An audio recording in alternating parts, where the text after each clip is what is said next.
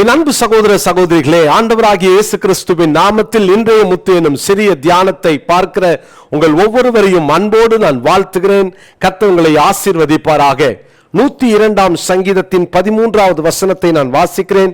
தேவரீர் எழுந்தருளி சீயோனுக்கு இரக்கம் செய்வீர், அதற்கு தயை செய்யும் காலமும் அதற்காக குறித்த நேரமும் வந்தது. அவர் குறித்த நேரம் வந்தது. தேவன் சகலவற்றையும் அதனதன் காலத்தில் செய்கிறவர் என்பதை நாம் தியானித்து வருகிறோம். அவர் எல்லாவற்றுக்கும் ஒரு காலத்தை வைத்திருக்கிறார். யோபு சொல்லுகிறார், எனக்கு குறித்திருக்கிறதை அவர் நிறைவேற்றுவார். பிரியமானவர்களே, உங்கள் வாழ்க்கையிலும் தேவன் உங்களுக்காய் குறித்ததை உங்களுக்கு நிறைவேற்ற வல்லவராக இருக்கிறார். அந்த தலைப்பில் தான் தொடர்ந்து நாம் தியானித்து வருகிறோம். நாம் தேவனுடைய கைக்குள்ளாக அடங்கி இருக்கும் பொழுது நாம் அவர் நமக்கு குறித்திருக்கிறதை பெற்றுக்கொள்ளலாம். இரண்டாவது, நாம் அவசரப்படாமல் பொறுமையோடு இருக்கும் பொழுது நமக்கு தேவன் குறித்ததை நாம் பெற்றுக்கொள்ளலாம். இன்றைக்கு தொடர்ந்து இன்னொரு வசனத்தை உங்களோடு கூட நான் சொல்ல விரும்புகிறேன். ஆண்டவர் எனக்கு குறித்ததை, எனக்கு சொன்னதை நான் பெற்றுக்கொள்ள வேண்டும் என்றால் நாம் என்ன செய்வது? ரோமருக்கு எழுதின நிருபம் 4ஆம் அதிகாரத்தின் 19வது வசனத்தை நான் வாசிக்கிறேன். ரோமர் 4ஆம் அதிகாரம் 19வது வசனம். அவன் விசுவாசத்திலே பலவீனமாய் இருக்கவில்லை.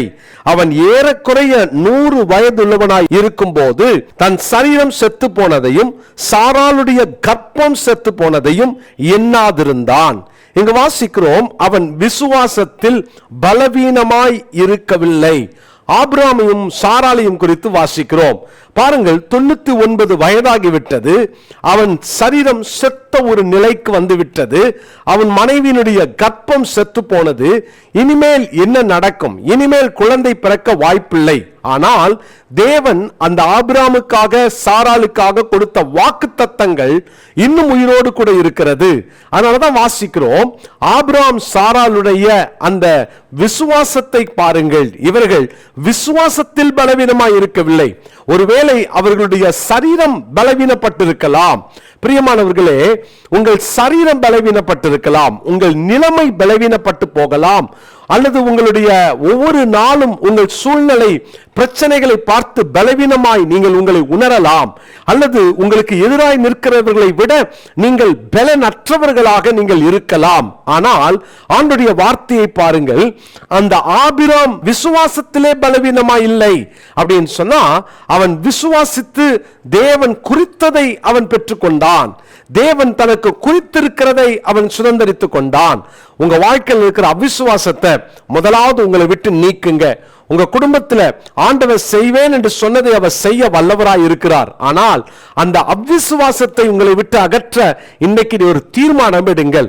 ஆண்டவரிடத்தில் கொடுத்துருங்க, ஆண்டவரே நான் பலவீனமானவன் தான், ஆனா உங்க வாக்குத்தத்தம் பலவீனமானது அல்ல. இந்த வாக்குத்தத்தத்தை கொடுத்த தேவன் பலவீனமானவர் அல்ல. நீங்க நினைக்கிறீங்களா ஆண்டவரால் இதை செய்ய முடியாது? சிலவங்க எல்லாம் ரொம்ப எளிதாக சொல்லுவார்கள், கடவுள் நினைச்சா கூட இதெல்லாம் நடக்காதுன்னு சொல்லுவாங்க. அருமையான தேவனுடைய பிள்ளைகளே, ஒருவேளை இந்த நாட்கள்ல நம்ம அப்படி பல வார்த்தைகளை பயன்படுத்தி தேவனை துக்கப்படுத்தி அவருடைய கிரியைகளை மட்டுப்படுத்தி இருக்கலாம். எதை குறிக்க தெரியுமா? அவிசுவாசம் உள்ள பொல்லாத இருதயம். நீங்க அவிசுவாசத்தோடு கூட நீங்க பேசினா, அவிசுவாசத்தோடு கூட வாழ்ந்தா தேவனிடத்திலிருந்து ஒன்றையும் பெற்றுக்கொள்ள முடியாது. அதே ரோமர் 4ஆம் அதிகாரம் 21வது வசனம், தேவன் வாக்குத்தத்தம் பண்ணினதை நிறைவேற்ற வல்லவராயிருக்கிறார் என்று முழு நிச்சயமாய் நம்பி தேவனை மகிமைப்படுத்தி விசுவாசத்தில் வல்லவனானான். அப்போ தேவன் பலவீனமானவர் அல்ல. கர்த்தர் கொடுத்த வாக்குத்தத்தம் பலவீனமானது அல்ல. மாத்திரமல்ல, ஆண்டவர் என்ன சொன்னாரோ அவர் அதை செய்ய வல்லவர் என்ற நம்பிக்கை அவனுக்குள்ளாக இருந்தது.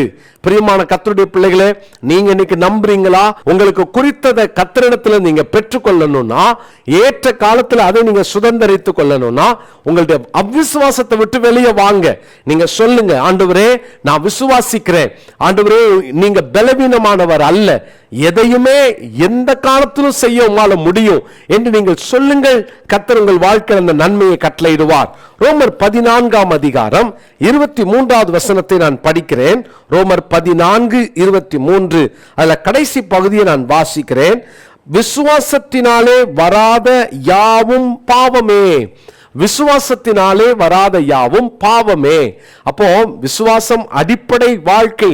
விசுவாசம் ஒரு கிறிஸ்தவனுக்குள்ளாக இருக்க வேண்டிய அடிப்படையான அனுபவம். இந்த விசுவாசம் இல்லைன்னு சொன்னா நம்ம ஒவ்வொரு நாளும் பாவம் செய்யறோம்னு அர்த்தம்.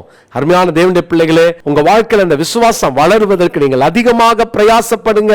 ஒவ்வொரு நாளும் விசுவாசத்தை பிராக்டிஸ் பண்ணுங்க.